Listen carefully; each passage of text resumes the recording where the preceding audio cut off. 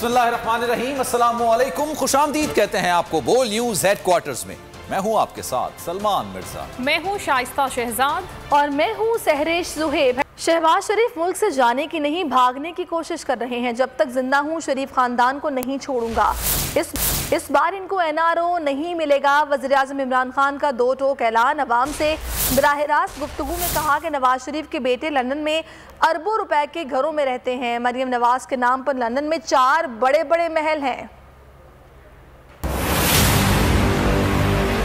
ये सारे जो बाहर बैठे हुए हैं शरीफ खानदान, नवाज शरीफ के बेटे भी वो झूठ बोल के बाहर चला गया, बेटे बाहर हैं, अरबों रुपए के घरों में रह रहे हैं, बड़ी बड़ी गाड़ियां चला रहे हैं। अगर आपने चोरी नहीं की, आप क्यों नहीं आके अपनी अदालत पे खड़े होकर अपनी सफाई पेश करते हैं? मेरा 2002 का लंदन का फ्लैट डिक्लेयर था।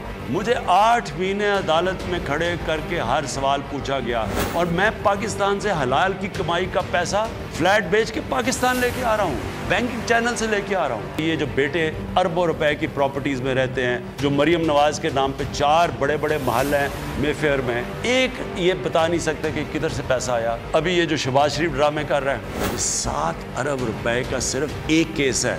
बाकी तो इन्होंने जो इनके ऊपर जो चीज़ें हैं, जो इन्होंने पैसा बाहर भिजवाया, तो किसी को अंदाज़ा नहीं। बजाय वहाँ बाहर बैठ के शोर मचाने के इंतज़ार करें जी कि एनआरओ मिलेगा, तो फिर जिस तरह मुशर्रफ के दौर में बाहर बैठ चले गए, वहाँ जब एनआरओ मिला वापस आ गए। इस बार ये एनआरओ नहीं मिलने लगा। एनआरओ तो मिलना छोड़े, मैं गवर्नमेंट में हूँ या ना हूँ, जब तक मैं जिंदा हूँ मैं आपको तब तक नहीं छोड़ूंगा जब तक आप मुल्क का पैसा वापस नहीं करेंगे। चीनी महंगी करने वालों को मुआफ नहीं करूंगा, चाहे मेरी हुकूमत चली जाए। वज़ीर आज़म ने कहा कि कभी मुखालिफिन से नाइंसाफ़ी नहीं करता तो जहांगीर तरीन के साथ कैसे करूंगा। चीनी 1 रुपया महंगी होती है तो इन मिलों की जेबों में 5 अरब रुपया चला जाता है।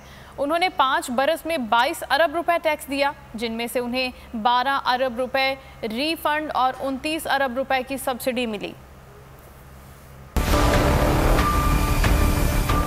जितने भी बड़े बड़े सियासतदान और जो ताकतवर, वो सारे शुगर मिल्स उनकी हैं, क्योंकि ये ताकतवर हैं, ऐवानों में बैठे रहे हैं। इनके शरीफों की भी शुगर मिल्स हैं और वो जरदारी की भी शुगर मिल्स हैं। ना ये टैक्स देते हैं, चीनी जब चाहिए महंगी कर देते हैं।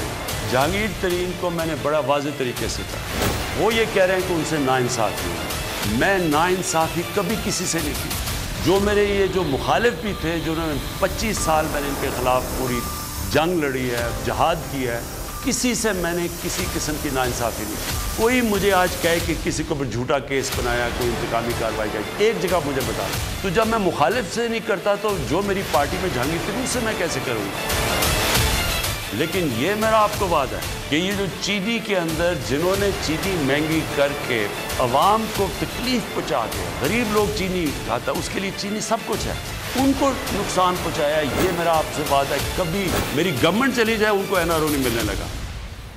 वज़ीर आज़म इमरान खान ने महंगाई को हुकूमत के लिए सबसे बड़ा मसला करार दे दिया। कहते हैं कि शौकत तरीन को इसलिए लाया गया कि वो महंगाई में कमी लाने के लिए इक़दाम करें। उन्होंने कहा कि पूरी दुनिया में चीज़ें महंगी हुई हैं, पेट्रोल और डीजल की कीमतों में इजाफे से बराह रास्त महंगी होती है। इससे खत्ते में इस वक्त पेट्रोल की सबसे कम कीमत पाकिस्तान में है। माजी में महंगे मुआहदों की वजह से आज बिजली महंगी है। मुआहदे किए गए हुकूमत बिजली खरीदें या ना खरीदें, अदायगी करनी है। फाइनेंस मिनिस्टर शौकत तरीन को मैंने सिर्फ 2 वजह से लेके आया हूँ।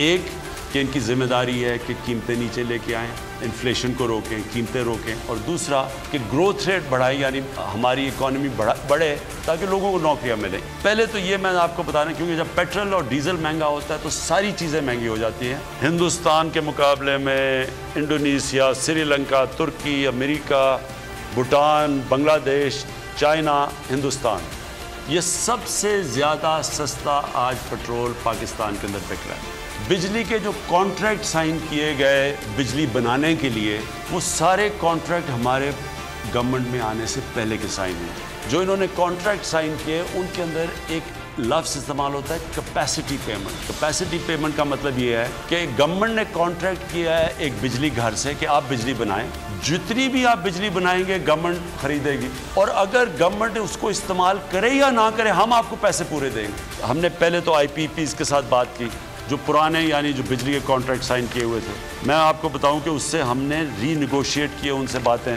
हमने जो IPP के कॉन्ट्रैक्ट्स थे उसमें 134 अरब रुपए का एकदम हमने कम करवाया। इमरान खान कहते हैं शरीफ खानदान को नहीं छोड़ूंगा। उनको महंगाई और बेरोजगारी नहीं, सिर्फ शरीफ खानदान नजर आता है। इमरान खान को नवाज शरीफ फोबिया, शहबाज शरीफ फोबिया हो गया है। लीगी रहनुमा एहसन इकबाल बरस पड़े, बोल के प्रोग्राम तज्जिया में कहा हुकूमत इलेक्शन के निज़ाम में यकतरफा तब्दीलियां लाना चाहती है। हुकूमत नए धांधली के लिए इलेक्ट्रॉनिक वोटिंग कराना चाहती है। इमरान खान साहब हैं, ये फोबिक हो गए हैं। इनको नवाज शरीफ फोबिया है, इनको शहबाज शरीफ फोबिया है, इनको मुस्लिम लीग नून फोबिया है। देखिए 3 साल ज़ाय कर चुके हैं और आज भी जो इनका बयान है कि मैं शरीफ ख़ानदान को नहीं छोड़ूंगा, ये नहीं कहते कि मैं महंगाई को नहीं छोड़ूंगा, ये नहीं कहते बेरोज़गारी को नहीं छोड़ूंगा, ये नहीं कहते कि मैं पाकिस्तान से दहशतगर्दी को नहीं छोड़ूंगा, ख़त्म करूंगा। जो पाकिस्तान के हकीकी मसाइल हैं उन पर तवज्जो नहीं। आप इस नेगेटिव माइंडसेट के साथ हुक्मरानी नहीं कर सकते। हुकूमत जो है 3 साल से खामोश थी। अब जब 8 ज़िमनी इलेक्शन यकायक हारी है तो उनको ये ख्याल आया कि भाई ये तो काम हाथ से निकल गया है, तो कोई चोर दरवाज़ा निकालो, कोई इलेक्ट्रॉनिक धांधली का मंसूबा निकालो। अब ये एक ऑनलाइन वोटिंग जो करना चाह रहे हैं, देखिए अगर ऑनलाइन वोटिंग मुमकिन होती तो अमेरिका में होती। मैं कन्विंस्ड हूँ कि हमें निकाला गया है, हमारा जुर्म था CPAC। उन लॉबीज़ ने एक पूरी हिकमत अमली के ज़रिए पाकिस्तान में बाज़ रिटायर्ड फ़ौजी अफसरों को, सहाफ़ियों को और सियासतदानों को ये टास्क दिया गया है कि हुकूमत और फ़ौज के दरमियान बदगुमानियाँ पैदा करें। शरीफ खानदान के लिए नई मुश्किल खड़ी हो गई है। हुकूमत ने हुदैबिया पेपर मिल केस की नई सिरे से तफ्तीश का फैसला कर लिया है। फवाद चौधरी कहते हैं कि हुदैबिया पेपर मिल केस तकरीबन 1242 मिलियन रुपए के फ्रॉड की कहानी है, जिसका हजम पानामा पेपर केस से बड़ा है। जिस जज ने केस बंद किया उसके अपने असासे बैरून मुल्क थे। उम्मीद है कि अदलिया इन जजेस पर भी कार्रवाई करेगी।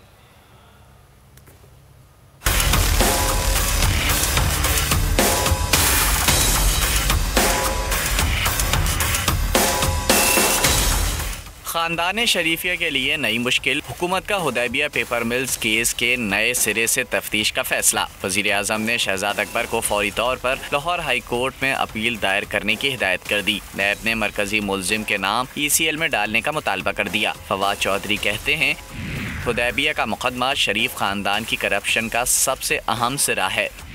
केस को अंजाम तक पहुँचाना बहुत ज़रूरी है। एक ट्वीट में उन्होंने कहा हुदैबिया पेपर मिल केस तकरीबन 1242 मिलियन रुपए की फ्रॉड का है, जो पनामा केस से भी बड़ा है। इस मुकदमे में अब कुछ नए हकाइक भी सामने आए हैं जिन पर नई तफ्तीश का फैसला किया गया है। जिस जज ने केस बंद करने का फैसला दिया उसके बारे में पनामा स्कैंडल में इंकशाफ हुआ कि उन साहब के अपने असासे भी बैरून मुल्क थे। उम्मीद है अदलिया उन जजों पर कार्रवाई करेगी जिन्होंने शरीफ फैमिली की मुआवनत की। शहबाज शरीफ का नाम ECL में डालने के लिए नैब की दरख्वास्त पर वजारत दाखिला की कमेटी का अहम इजलास आज होगा। इजलास वज़ीर दाखिला शेख रशीद ने तलब किया है। वज़ीर कानून फ़रोग नसीम भी इजलास में शरीक होंगे। शेख रशीद कहते हैं कमेटी इजलास की सिफारिशात आज ही विफाकी काबीना को भेज देंगे।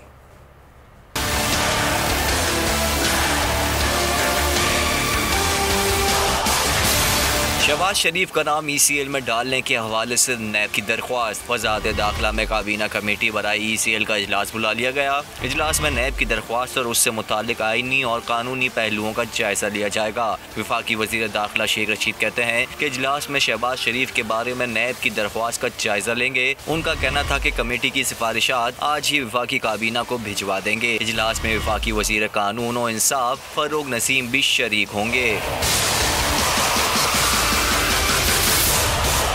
वफाकी वज़ीर इत्तलात फवाद चौधरी ने हुदैबिया को पनामा से बड़ा केस करार दे दिया। कहा हुदैबिया पेपर मिल्स केस तकरीबन 1242 मिलियन रुपए के फ्रॉड की कहानी है।